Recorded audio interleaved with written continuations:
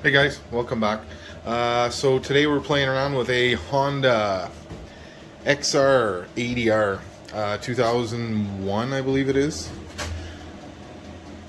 Let's see here. Yeah, '01.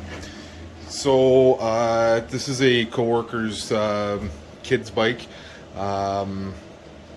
I guess it wasn't. It's not engaging into the gears, and it seems like the. It's almost like the clutch is engaged, like the lever is pulled, but it's not.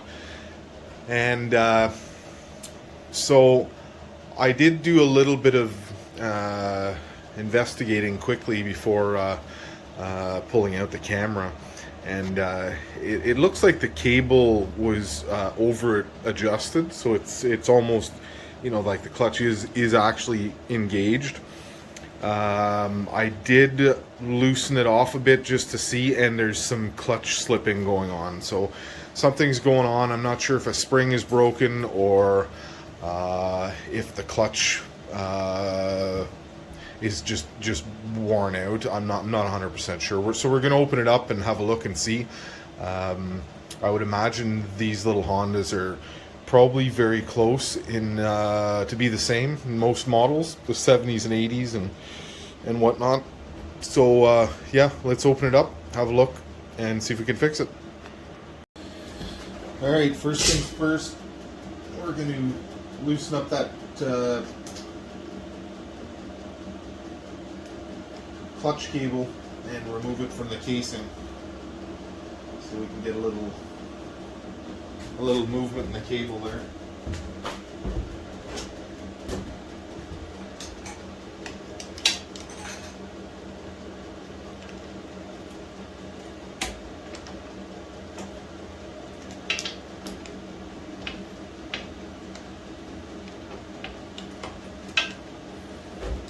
There we go.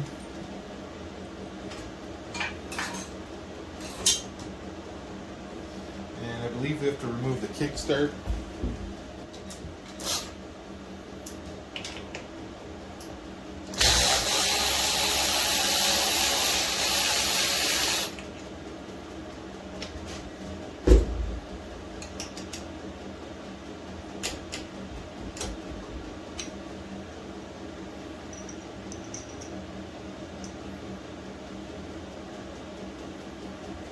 We're going to try to do this without pulling the exhaust or anything off. I think we've got enough room here, so now we need some 8mm for the casing.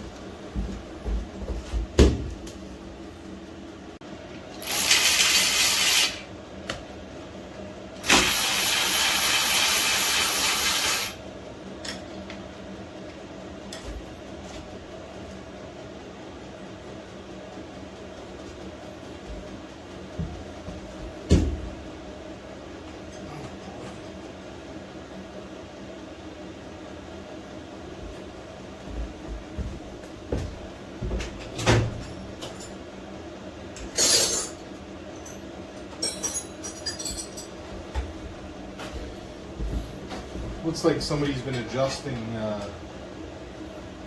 cables and stuff, and like over adjusting them a bit, because we've got the brakes that are adjusted to the max pretty well. There's no play in the foot brake at all.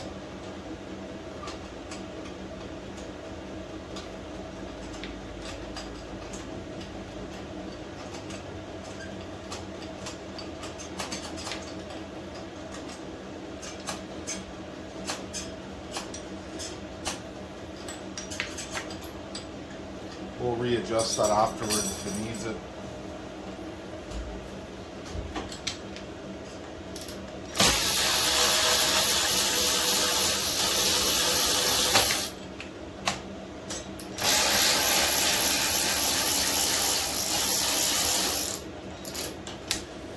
we go. We got 4, 5, 6, 7, 8, 9 casing bolts all together.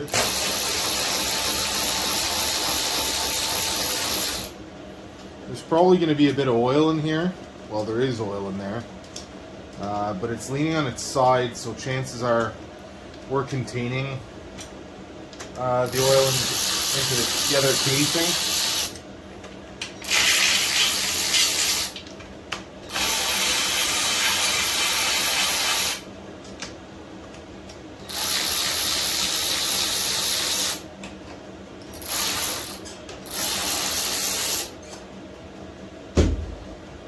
All of them. Pull these guys out. Not sure if they're different lengths. Probably. Yeah, definitely. So you could label them or whatever works best for you. I mean, I'll just figure it out afterwards.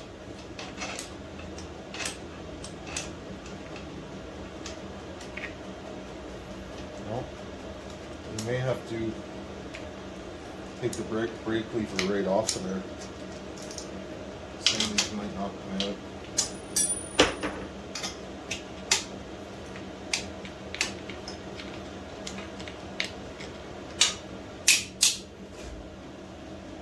There's always that one, eh? One here won't clear the foot pedal.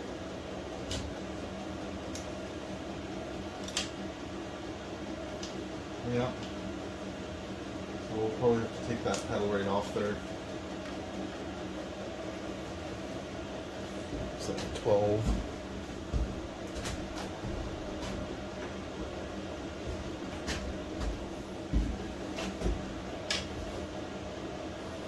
Or 13.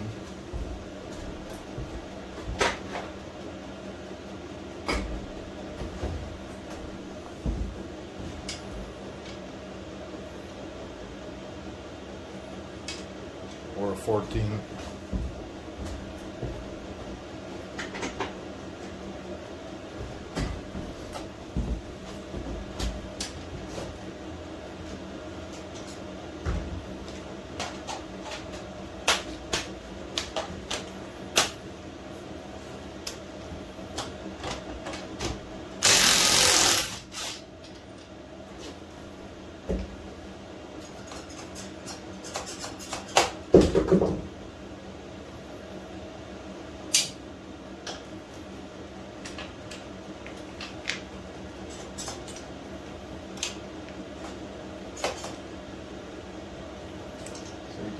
You can just sort of take the bolt out and slide it out of the way if you don't want to take it right off.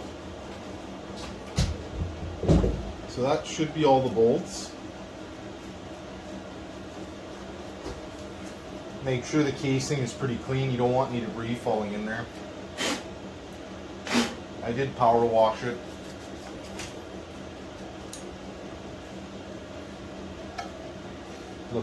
Looks pretty good. It's not too bad anyways.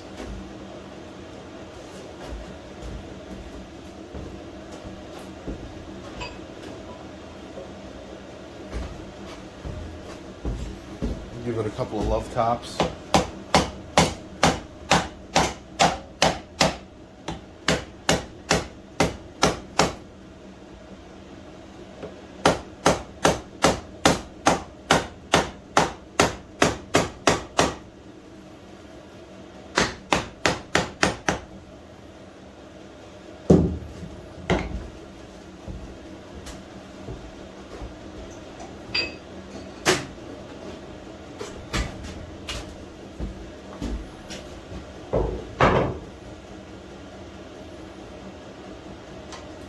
I prefer not to put a pry bar in there.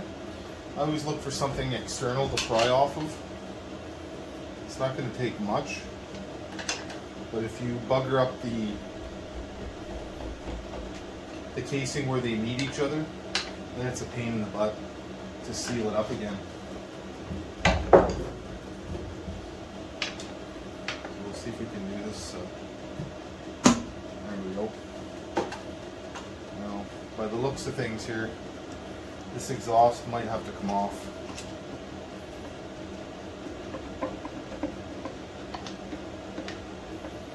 And actually,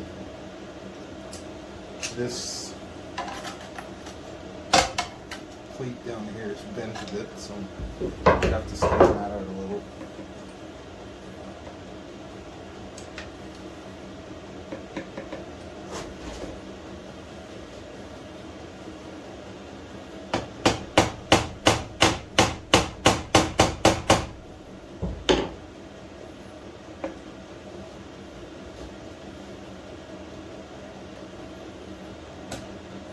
You did get a new gasket for in there, so I plan on changing it.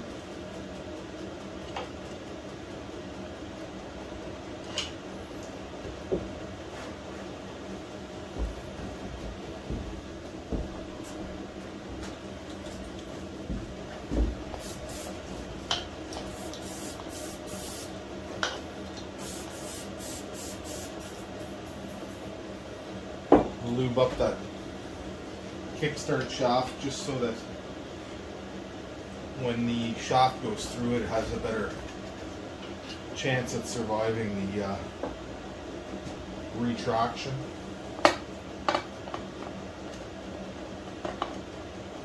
Looks like that brake pedal does have to come off there. No big deal. More work. More space to work anyways, so we'll just pop him out of there.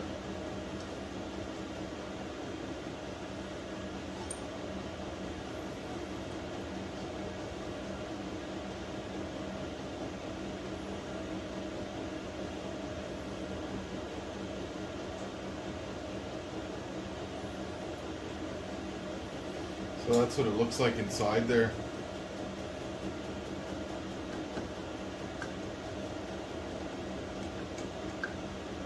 I can see a lot of debris around the clutch plates in there. Now, sometimes what happens here is if you don't run the proper oil in here for a wet clutch, you can burn up the clutch that way. So you really have to put that Jazo 4 or whatever it is in there to make sure that it'll survive.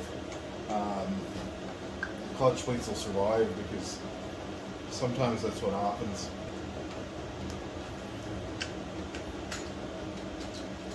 We're going to pop these clutch plates out here and see.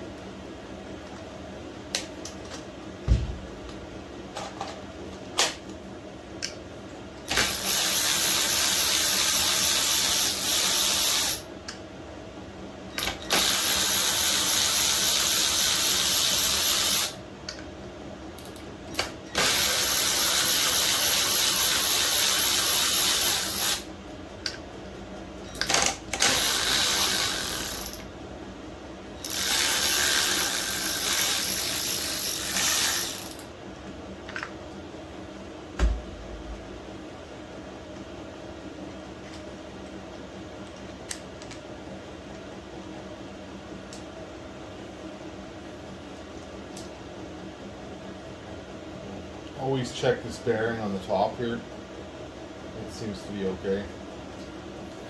And I thought maybe one of these springs might be broken, but they all look fine as well. I mean, it's only an 80cc. I mean, they probably the clutch gets a bit of a beating because they're obviously kids running it. And so the clutch you can just imagine the clutch wearing out, they're riding the clutch, they're just learning how to drive, and it's a good spot to learn for sure. And a worn out clutch is a cheap price to pay.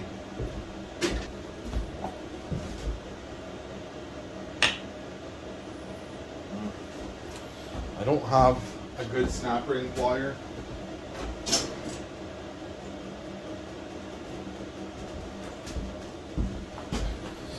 I broke my snap ring pliers last time I used them, so we're going to cheat here and Use a flat screwdriver. There we go, no big deal. Let's see what this guy looks like.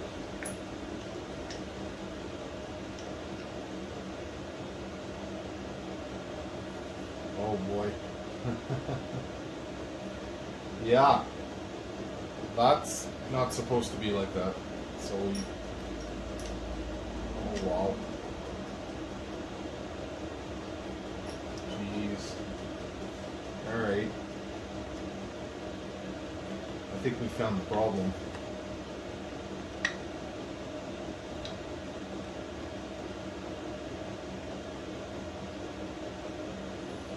Wow.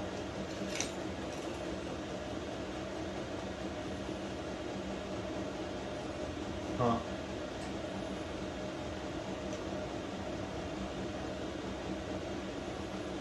Yeah, that's pretty well roasted.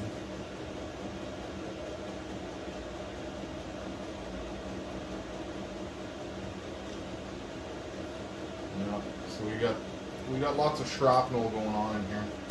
So we definitely found the problem. So we're gonna clean that up and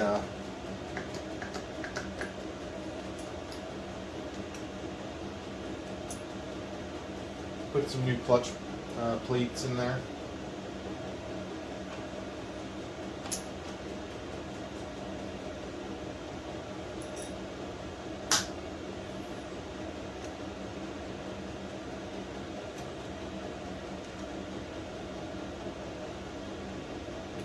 Yeah. Yeah. That guy's in multiple pieces in here.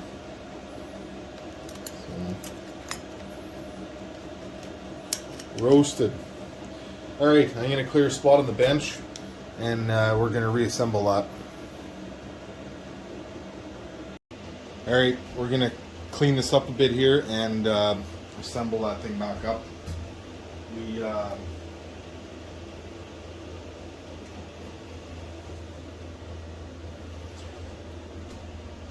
I got the new clutch plates soaking in oil. I use this Castrol SCA 1050 4T. It's got the Jazzo and all that in it. That's the oil that I tend to use, only because that's what they have in my local store here close to home, just out of convenience. So these things are completely roasted. Well, I guess that's one that's just completely burnt out.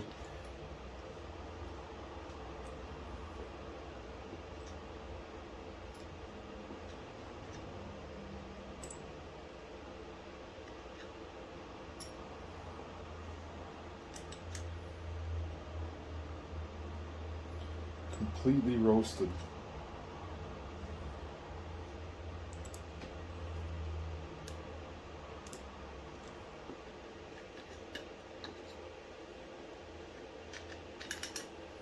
Yeah, there's nothing left of this clutch pack. Nothing.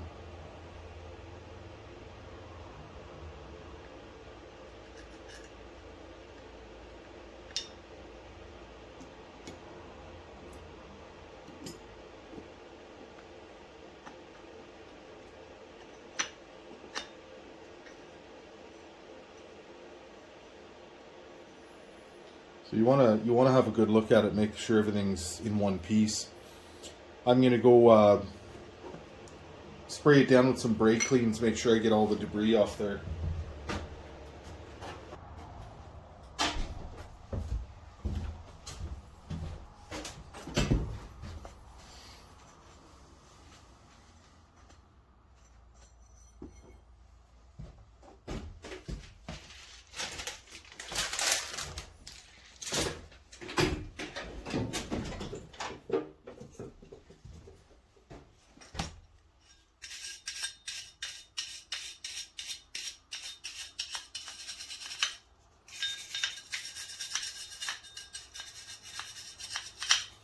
Yeah, some of the clutch material is kind of baked on there, So I'm just using a brass brush here just to take the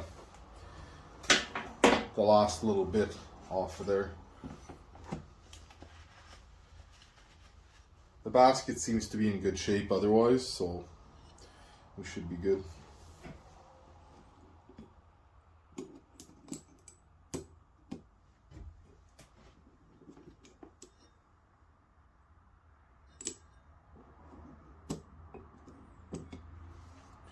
Alright, now we'll start putting the clutch back together.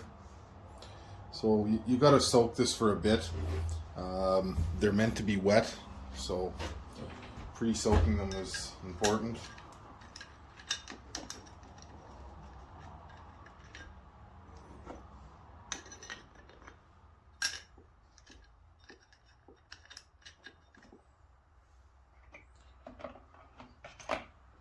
Make sure you put a steel one, then a fiber one in. The best thing to do is to, when you take it apart, keep everything in order so you know what's what.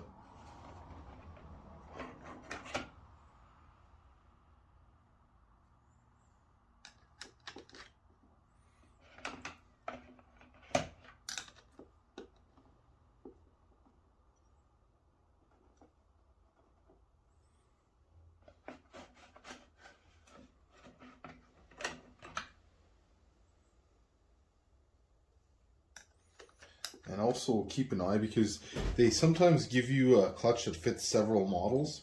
So we have 1, 2, 3, 4, 5 total. So we have 1,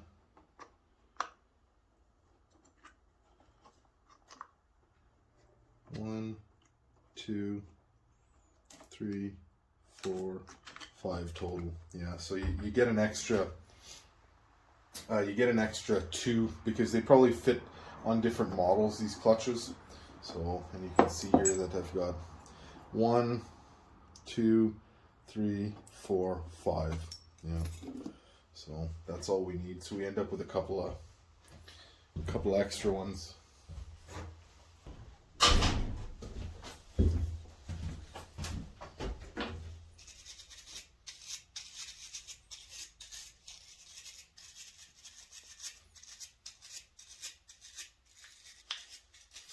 Just trying to get the best of the old clutch material out as best as possible.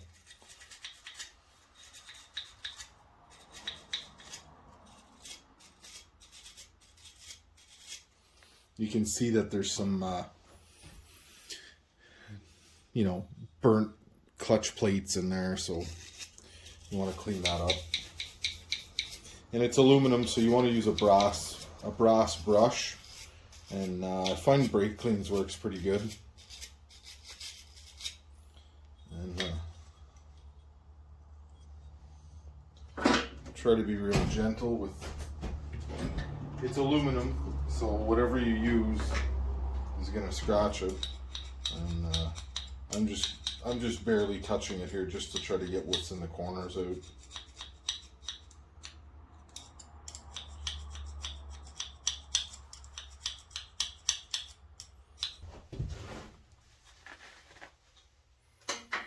Alright, she's all cleaned up.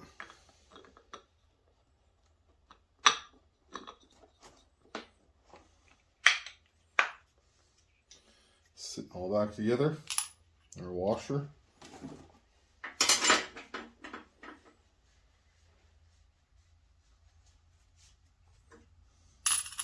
There we go. We have some new springs. We're going to go put this back together.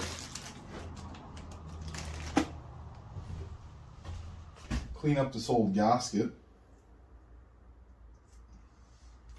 because we'll be putting a new one in there for sure.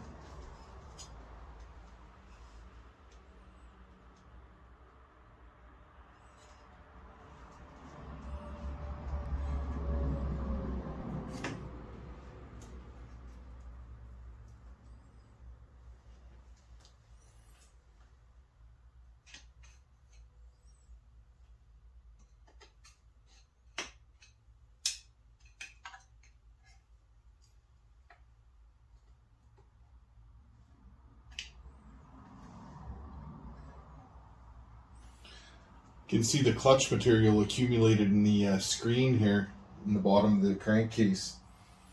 So nice to see that that's in there for keeping the crap out of there. So we'll make sure we clean that out real good too. Run some brake pins through that.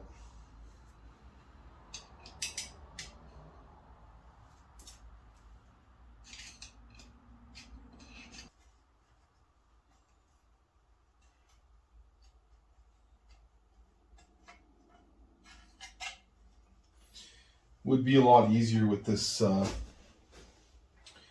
guard off there. I think I would take it off next time. So if you're doing yours, take this cover off. It's only a few bolts.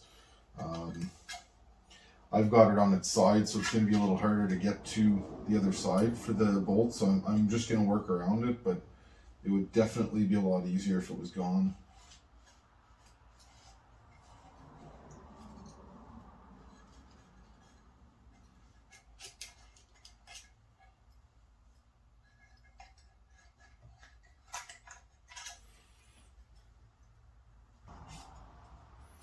Anyways, you don't need to watch me scrape a gasket off.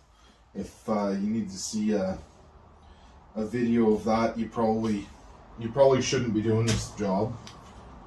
But get the gasket cleaned off as best as you can, meaning all of it, so you get a good seal.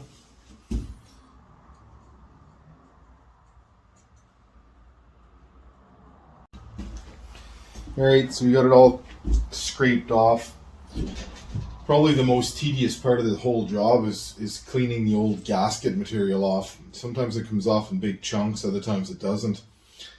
If it's coming off in little pieces, a razor blade's a very handy tool to use. The only thing you got to keep in mind is when you're scraping, you really got to keep a good angle, because you don't want to take any aluminum off of the casing, because then you're going to have a leaking casing that's going to be really annoying. So you know, the angle of the dangle is the important part here, guys. It's all about the angle of the dangle, so just be careful. Alright, so we're putting the basket back on.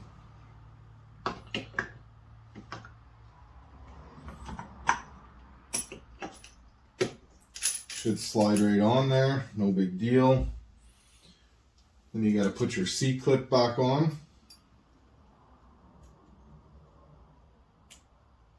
Spring clip, C-clip, whatever you want to call it.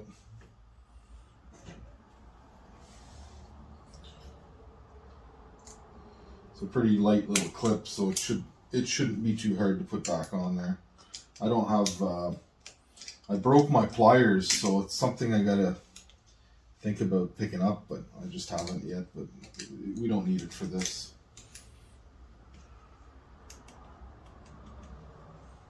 Just make sure your clip is in there properly, sitting in your groove. And then I got some new springs, so that came with the kit. So we're gonna put those in, obviously. Usually a little less worn out and more spring to them. Then we want to put this guy back on there.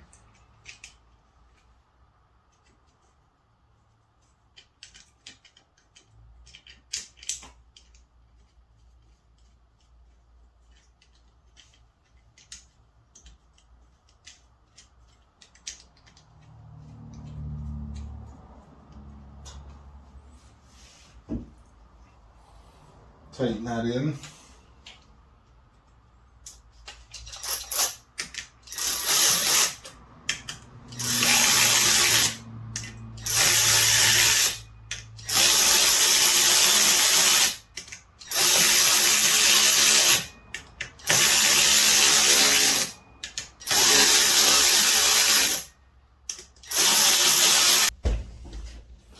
Alright, we got a new gasket to put on there.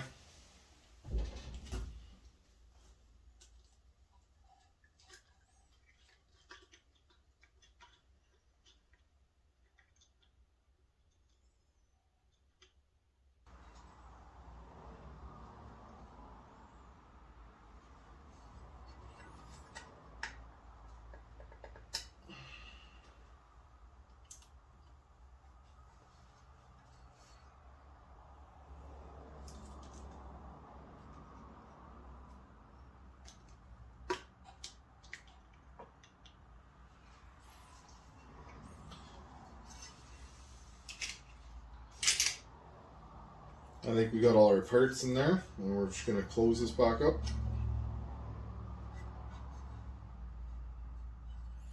Put a little bit of oil on that. If you put a bit of oil on that seal there, it'll be less chance of damaging it. So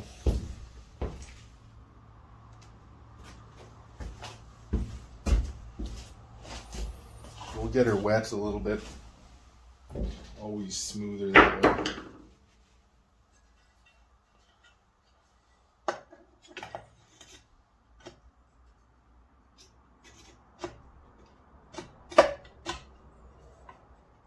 Make sure you line up your dowel pins.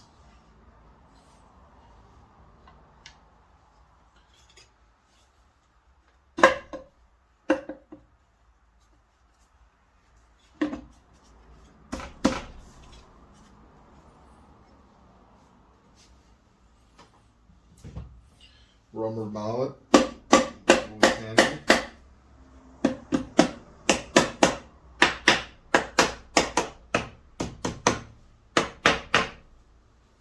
The last thing you want to do is close the gap in the casing with the bolts, because I've been through this before and you can just imagine what happened.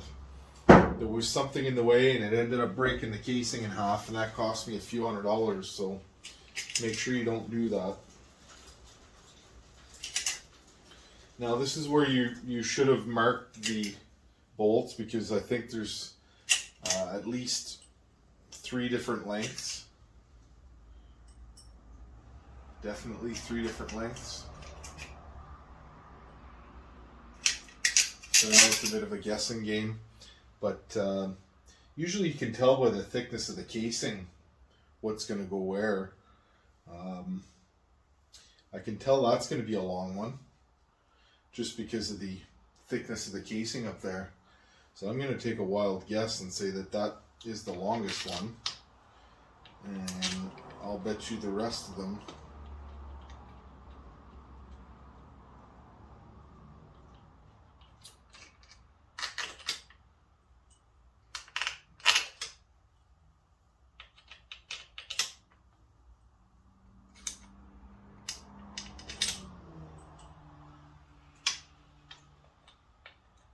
that's a short one for sure.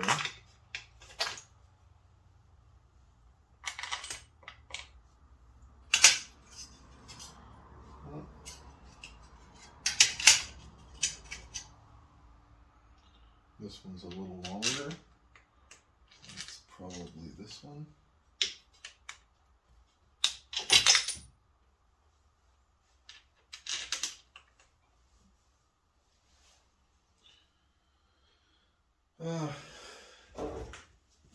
It's one tool that's very handy working with this stuff is the magnet, because you're always dropping stuff in tight little areas.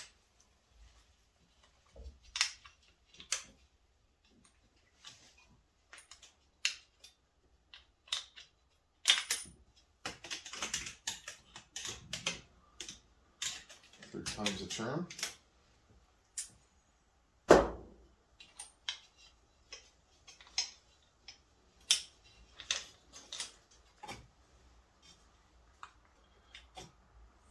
A good indicator you've got the bolts in the right spots is they generally stick out about the same, you know, on each hole.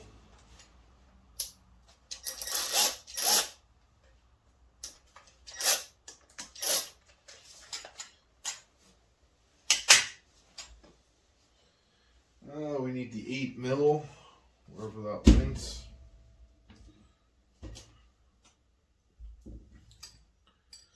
Mil.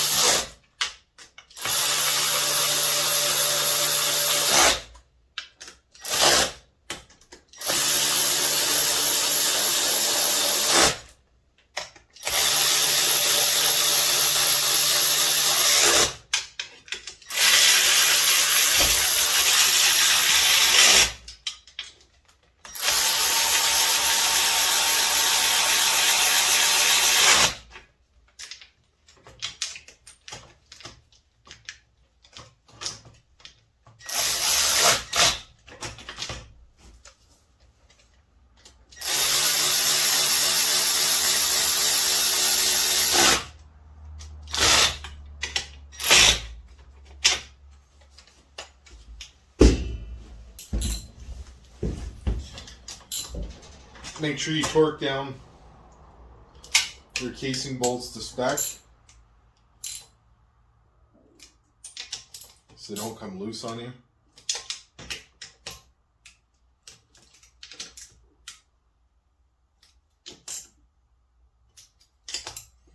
And in proper sequence.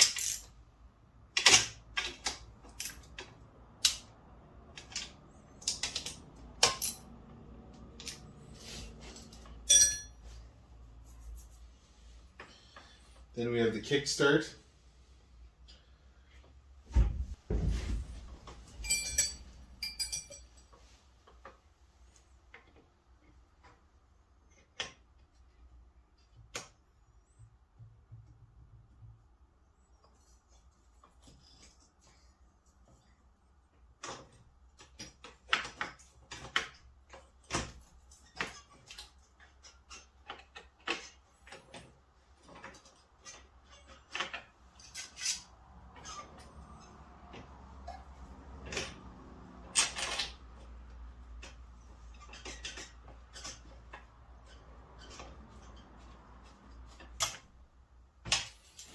Now, because we had lots of debris in the bottom of the casing, I think it's probably best to do a couple of oil changes just to be sure all the particles have gone through and got flushed out. So my suggestion is to give it a good run, and then change the oil a couple of times, and just to be on the safe side with the proper oil, of course. Now we're going to put that cable back in. I could have done that before the kickstart, would have been easier, but I didn't. Shouldn't be too bad. There we go, we're in. You will have to adjust that, but once we get it all back together.